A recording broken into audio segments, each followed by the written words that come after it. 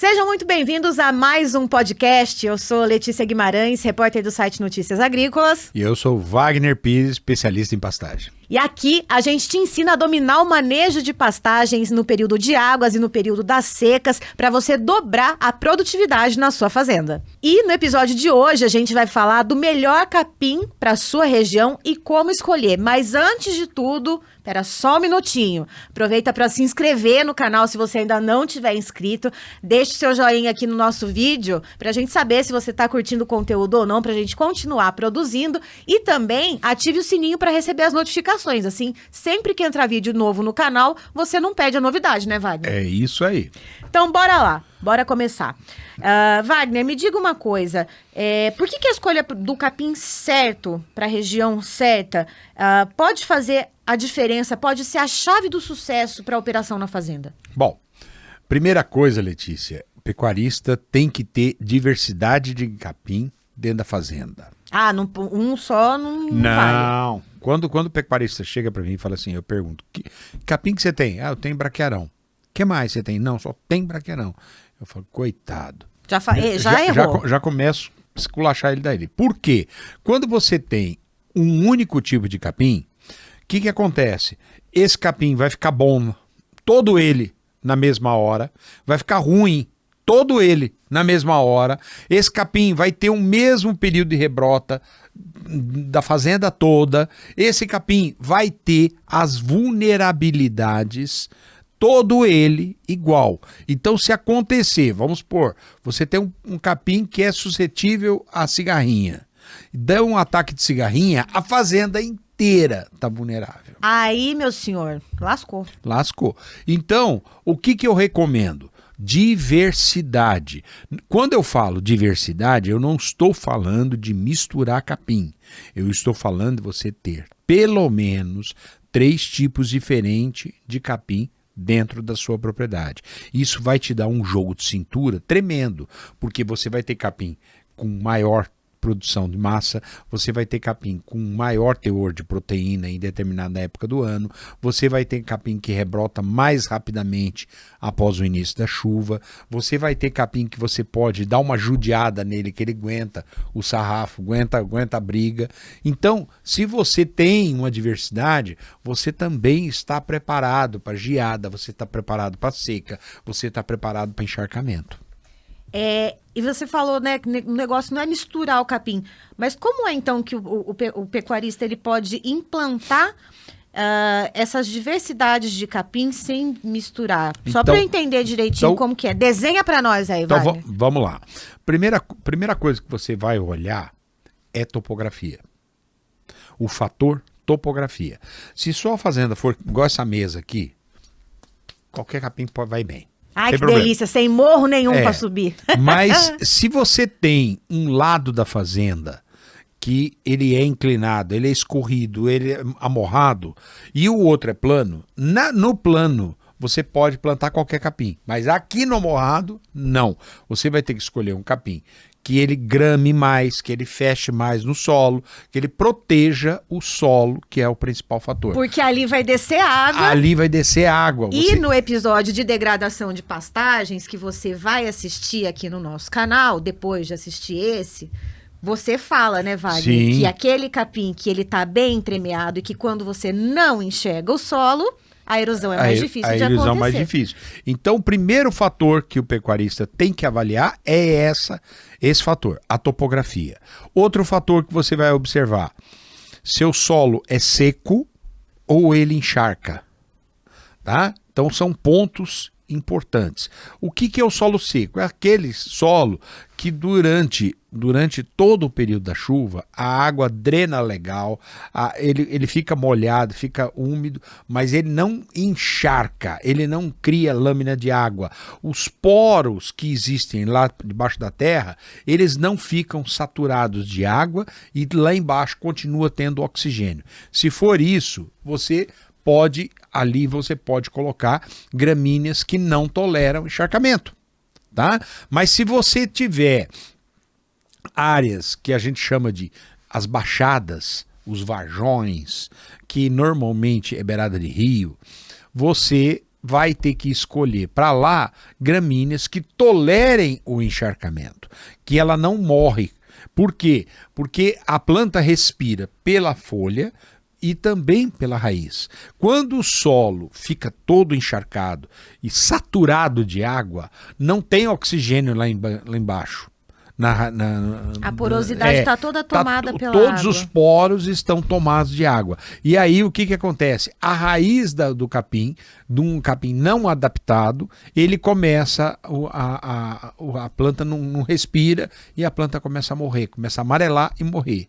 Dependendo do número de dias que ficar encharcado, a planta morre. Então você tem que avaliar como é o teu tipo de solo e olhar nesse sentido para escolher.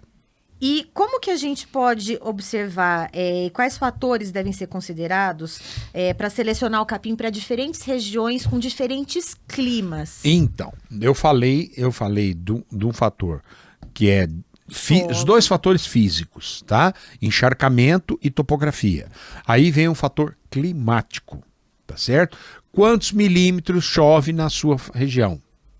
Chove o ano todo? Chove no período da chuva chove muito, depois no período da seca fica seco. Não tem um pingo. Ou como é que é? Quantos meses de seca você tem?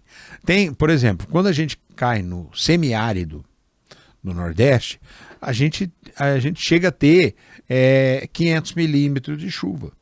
No sertão, 300. E aí, como é que faz? Eu tenho que escolher um capim que tolere isso. Então, nós temos gramíneas que toleram baixíssima fertilidade, baixíssimo nível de umidade. Temos gramíneas que são intermediárias e temos gramíneas que são exigentes, precisam de chuva. Aí você tem que ver a gramínea, a sua região, por isso que é importante que o pecuarista estude e analise como é que é a fertilidade, o índice pluviométrico da fazenda dele. Às vezes, o pecuarista vai lá na internet e ele vai pegar um índice pluviométrico da cidade mais próxima. Ele vai achar, mas na fazenda dele pode não ser a mesma coisa. Então, é fundamental que ele construa esse índice e aí ele vai começar a buscar. Para gramíneas que necessitam de solo, que chove muito, tá? Áreas encharcadas, nós temos, por exemplo, o canarana, que é uma gramínea de muda, muito boa, muito saudável, o gado gosta muito. Nós temos o tango, ou tangola, nós temos o bengo, nós temos a umidícola, nós temos a setária, nós temos várias gramíneas. Temos um híbrido que se chama caimã, que ele tolera encharcamento. Então você tem que buscar essas gramíneas.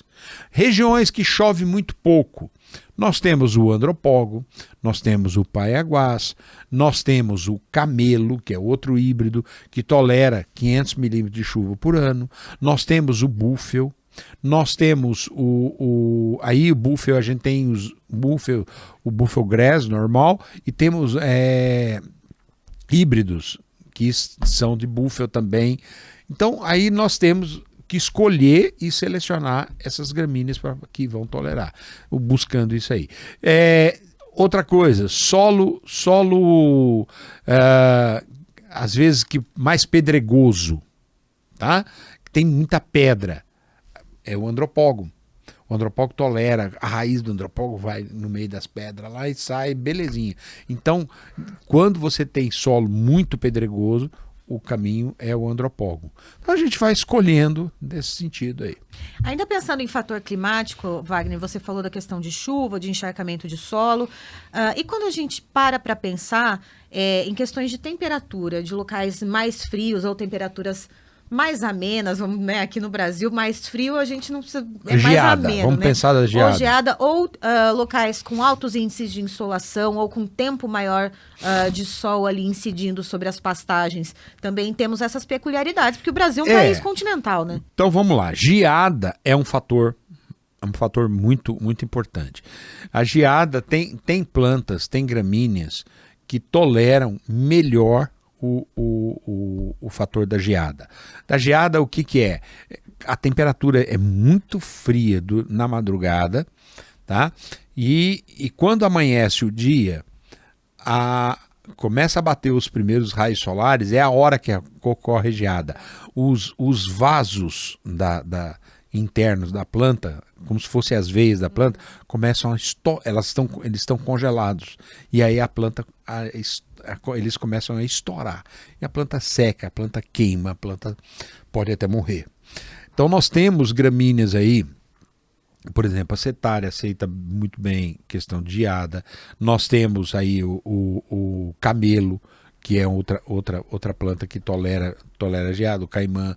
Então tem várias gramíneas aí que ela consegue ter uma sobrevida melhor com baixas temperaturas. Uhum. E locais com altos índices de insolação ou com temperaturas altíssimas? Isso não. O que acontece? Aí a gente foge um pouco das variedades e a gente passa a falar em fisiologia de planta, que é fertilidade, é adubação. A planta, para enfrentar altas temperaturas, a planta precisa ter raiz. Tá? E eu vou te falar, pior do que alta temperatura é dias nublados. Quando você tem, por exemplo, isso ocorre demais na região amazônica. Você tem, às vezes você tem uma semana inteira, 10 dias, sem aparecer o sol. Fica só nublado. E aí, o que acontece? A planta trava, a planta para de crescer, a planta entra no estresse. E aí, a gente tem produtos para tirar a planta desse nível de estresse. Mas as plantas normalmente elas exigem aí algo em torno aí de 8 horas, 12 horas de sol, pelo menos. E como que a seleção correta do capim para cada região pode influenciar na saúde do gado? Bom, o pecuarista tem que olhar muito, além de escolher a gramínea de acordo com as situações de topografia, de clima, de umidade, ele tem que olhar também o que a planta entrega de proteína, de qualidade. Tá? Então esse é um ponto fundamental que o pecuarista deve se atentar. Aí tem uns babaca por aí que fala assim que o capim não precisa de fertilizante, não precisa de adubo. Precisa. Toda planta precisa sim. Então o que acontece? Se você nutre a planta devidamente, essa planta vai te devolver com o quê? Com mais proteína, com mais qualidade. Um pasto rico de fertilidade, ele também te entrega melhor qualidade de proteína.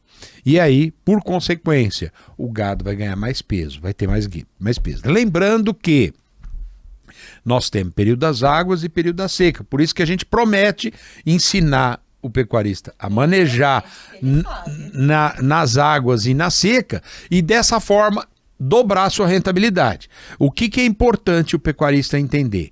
Ele tem as duas situações que nós estamos, Letícia, num país tropical. E o Brasil tem período das águas e período da seca.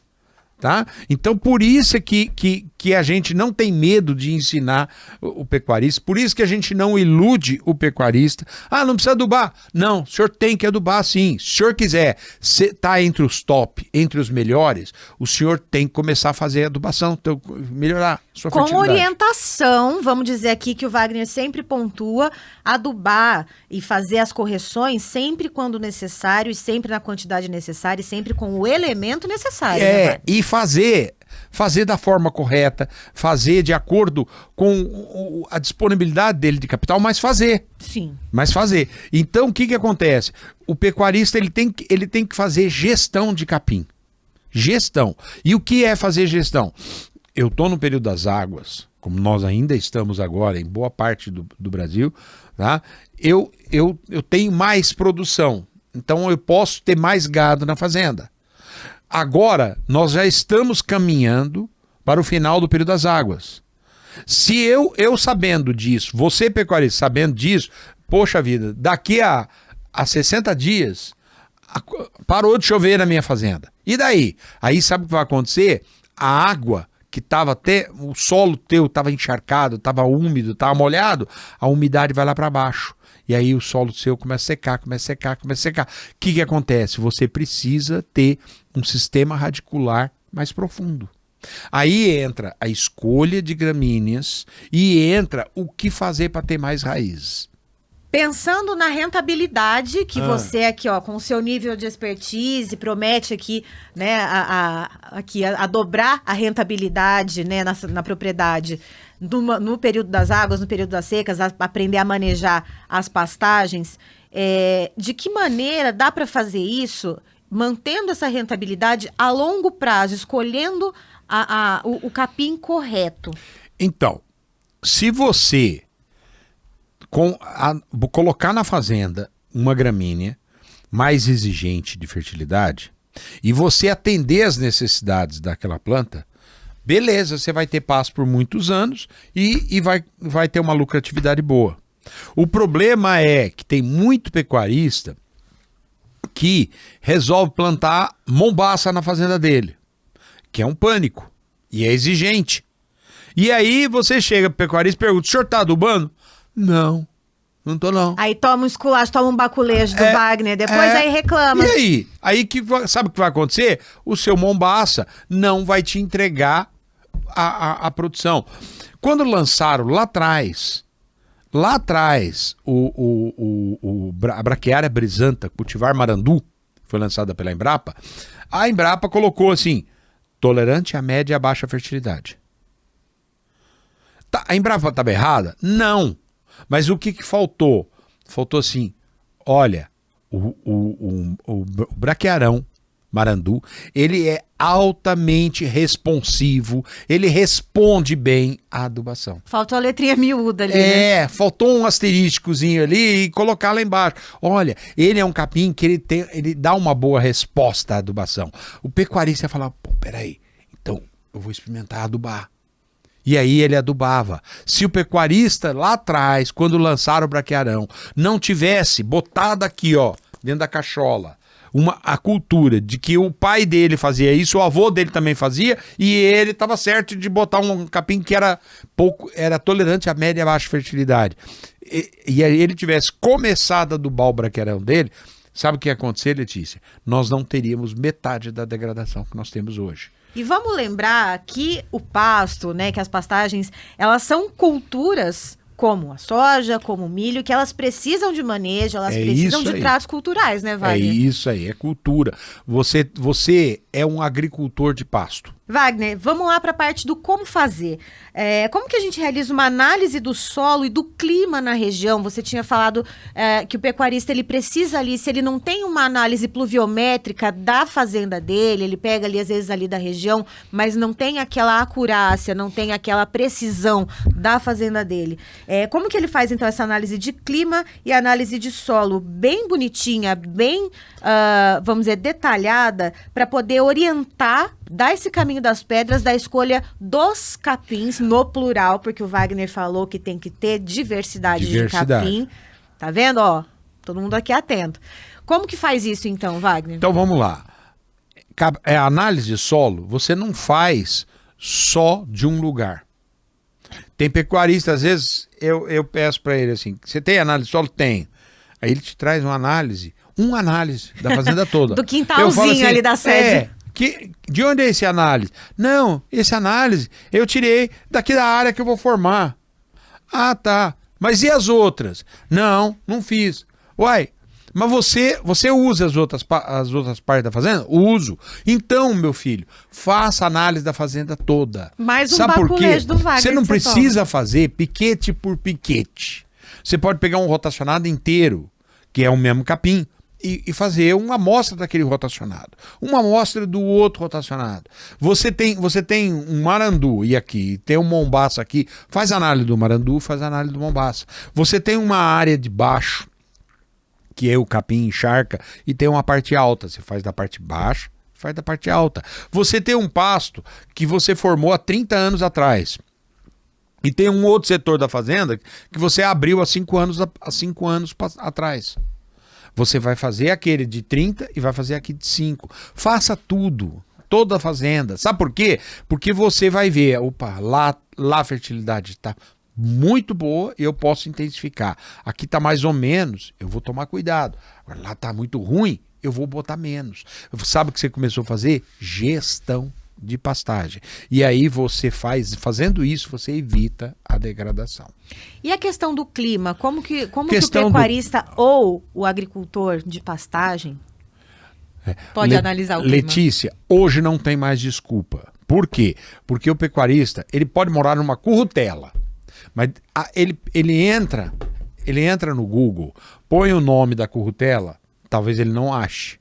Mas qual que é a cidade mais próxima? Ah, tem uma cidade aqui com 50 quilômetros de distância da currutela dele lá.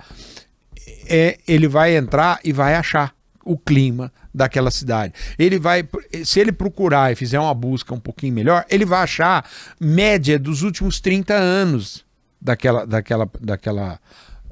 região ali. Ah, mas a minha fazenda não é lá, mas serve como uma referência. Se ele conversar com um vizinho, vai ter um vizinho que vai ter um pluviômetro. Como, Letícia? Se ele fizer uma busca, aqueles pecuaristas maiores um pouco, aqueles pecuaristas mais esclarecidos, ele com certeza vai ter isso na fazenda dele. O cara tá às vezes a 10 quilômetros da fazenda dele, pronto. Arruma, pede para ele compartilha. Antigamente, Letícia, a gente não tinha acesso a essas coisas, essas informações. Hoje tá tudo na internet, o cara consegue. Nesse aparelhinho aqui, ó, essa maravilha. Aí o que acontece? O pecuarista pega, coloca lá, faz uma planilhazinha do Excel, pode até pegar uma cartolina lá, dividir ela em 12 meses. E aí, quando é que começa a chover na sua região? Começa a chover em novembro, tá? Então, novembro, ele marca lá, pinta de azul, põe uns risquinhos lá aparecendo a chuva, põe chuva. Dezembro, chuva. Janeiro, chuva. Fevereiro, chuva. Março, chuva.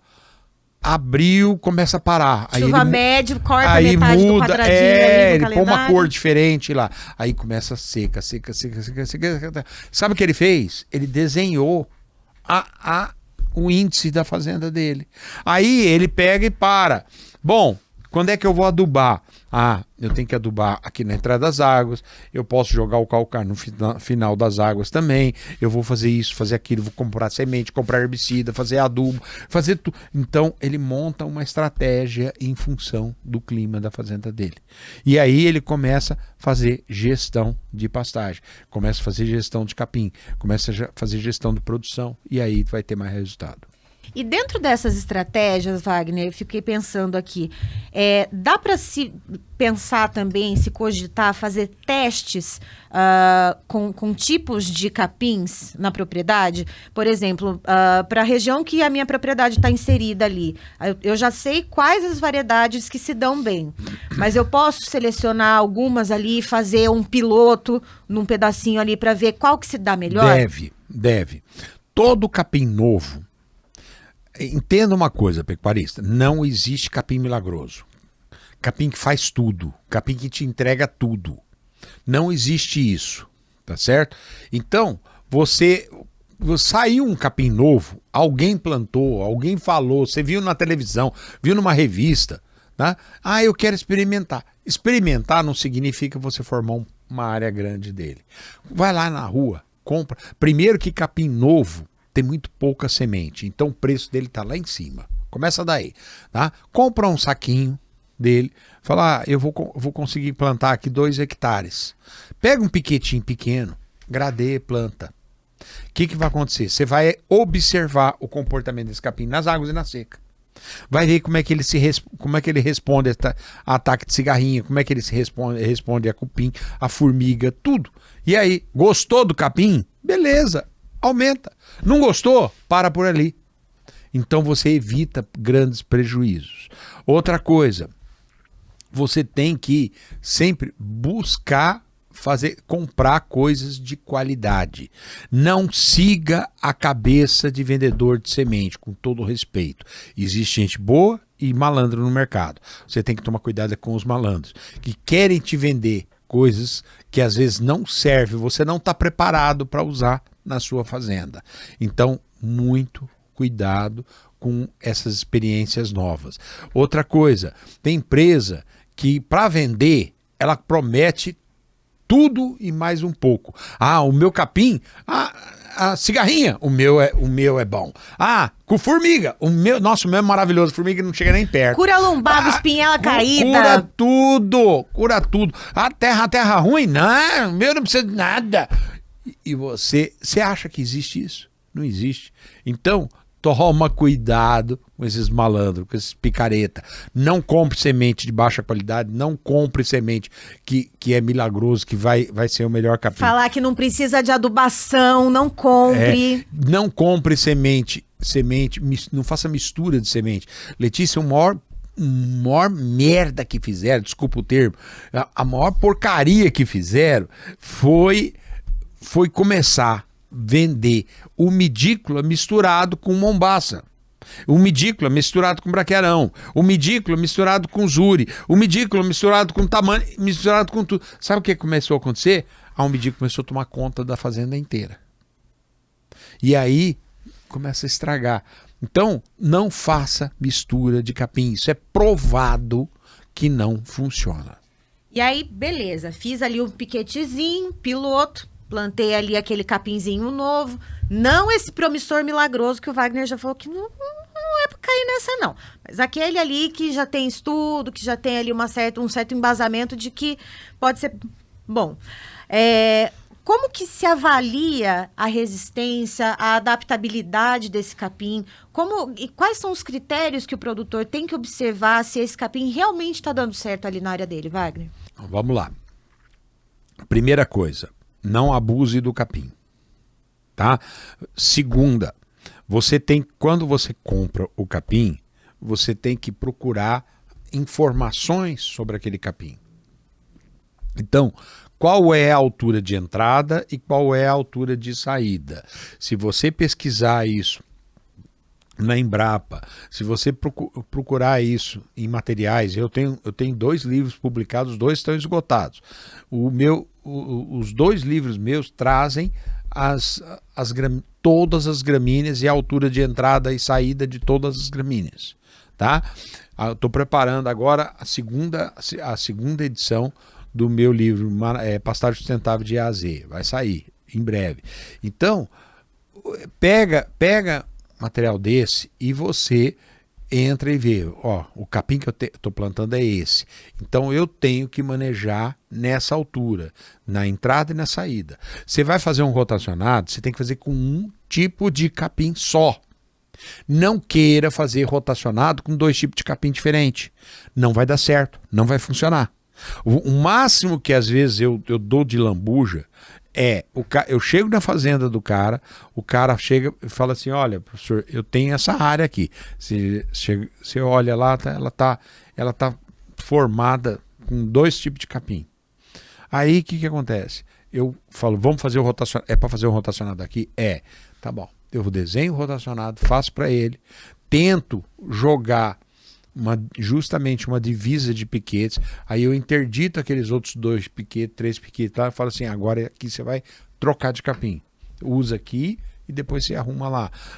Às vezes eu faço todo o rotacionado, é mistura para tudo quanto é lado, eu fiz o rotacionado, aí eu falo, agora você vai começar a fazer reforma, pega 4 piquetes aqui, reforma, depois pega mais 4, faz outra reforma, termina. Então eu vou mudando isso, porque não dá certo ter mistura de capim. Existe, vamos supor, eu chego numa fazenda, na sua fazenda, e tem lá, você faz cria, recria e engorda. O que eu tenho que tomar cuidado na cria? Vamos lá. A vaca tá para parir, tá? Aí o vaqueiro foi lá, olhou a vaca, ela tá bem mojada e tal. No dia seguinte, ele chega lá, e já vê a vaca andando, mais tranquila, desbarrigada. Cadê o bezerro? E aí, Letícia, é um mombaça. O capim que ele tem na maternidade é um mombaça. Tá errado, pecuarista. Vai achar quando esse bezerro? Toca ficar andando, procurando, olhando e vendo para ver se acha esse bezerrinho. Vai ter que subir um drone para achar o bezerro. Então, o que acontece? cria, para maternidade, vamos trabalhar com capim mais baixo. Você pode, inclusive, trabalhar com maçai, que é um capim que normalmente você maneja ele mais baixo. Você pode trabalhar com aruana, você pode trabalhar com tifton, você pode trabalhar com um tangola, você pode trabalhar com uma decumbens, uma omidícula, mas não uma mombaça, não um zuri. Então, evite capim de porte alto, justamente para isso, para o vaqueiro. Às vezes o vaqueiro vai trocar o gado de pasto e a vaca, nem sempre toda a vaca é boa mãe. Às vezes a vaca, a vaca, tem vaca que ela não arreda o pé do bezerro. O bezerro foi para lá, ela vai junto. Então, quando você vai tocar, se o bezerro não vier, a vaca não vai, ela fica. E o cara vê logo vê, traz o bezerro. Mas tem vaca que é meio largada e deixa o filho para trás. A vaca vai, o bezerrinho fica. E aí o bezerrinho fica chorando, fica berrando lá. Aí tem que subir o drone para achar o bezerro. E não, pior, pode morrer o bezerro. Pode perder o bezerro. Então, maternidade, você usa preferencialmente capins de porte mais baixo. Recria. Desmamou o bezerro entrou na recria. Recria é adolescente. Adolescente, ele ataca a geladeira, come de tudo. É uma lima nova. É, lima nova. Então, bezerro, quando entra na recria, ele tem um ganho de peso, uma conversão alimentar altíssima. Ele pode comer papelão, ele vai ganhar peso. Então, você precisa de volume de capim. Não importa, a qualidade é importante? Mas mais importante, você tem que ter massa. E aí as braquiárias são imbatíveis nesse sentido. Tá? Engorda é acabamento, é marmoreio de carne, é qualidade de carne, a baixíssima conversão alimentar que o boi tem. Ele tem que comer muito para ganhar um pouquinho, muito para comer um pouquinho. Eu preciso de capim que tem massa. E aí são os pânicos. Entra qualidade e entra volume de massa. Então aí eu preciso de muito capim e aí o pânico é o ideal. Só nessas 3 etapas, Letícia, você tem 3 capins diferentes. Tá? Então é muito importante. Sem falar, é claro, naquilo que eu falei no início. Tolerância a cigarrinha, tolerância a encharcamento, tolerância a rebrotar mais rápido. Por exemplo, existem regiões que depois, quando acaba a seca, começa a chuva, o capim começa a sair lentamente. E aí o pecuarista perde. Tem capim que explode, é o caso do andropólogo. Então tem que botar o andropólogo lá. Então aí vai. Ou seja, a gente então entendeu como escolher os capins, né? A diversidade de capins para cada propriedade, para cada região, pensando no clima, pensando na topografia, pensando no tipo de solo, na qualidade daquele solo, pensando nos estágios, né, que o animal tá. Isso é importante. Deixa eu dar um recado. Claro. Que é de utilidade pública. Preste atenção no que eu vou falar aqui para vocês. De uns anos para cá, apareceu no Brasil os híbridos. Tá? O híbrido ele é fruto de um cruzamento. A maioria, todo cruzamento, ele tem que ter no meio dele uma rusiense. Tá? Porque a rusiense é uma planta sexuada e permite esse cruzamento, essa troca, essa polinização cruzada, tá? Então tem que ter rusiense. Aí nós começamos a ter vários híbridos surgindo. Para você produzir um híbrido, Letícia, é caríssimo, mas caro, é muito caro, tá? E isso leva anos de pesquisa, anos de seleção, descarta-se muita coisa para sobrar 1 ou 2 materiais. Tá? Normalmente, os híbridos são caros. E, além disso, produzem pouca semente. E aí, o preço do híbrido vai lá em cima.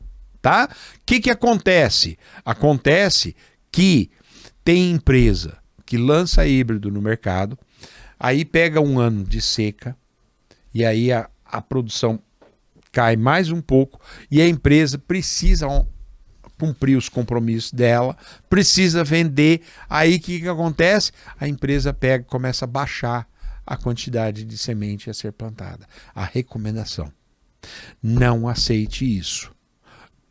Você pode, quando você tem uma planta, uma semente pura, e híbrido é puro normalmente, você não compra híbrido misturado com terra, tudo bem, você joga menos, mas jogar menos do que o menos, isso é enganação. E aí vai dar errado. Então, muito cuidado com recomendações milagrosas de jogar muito pouco.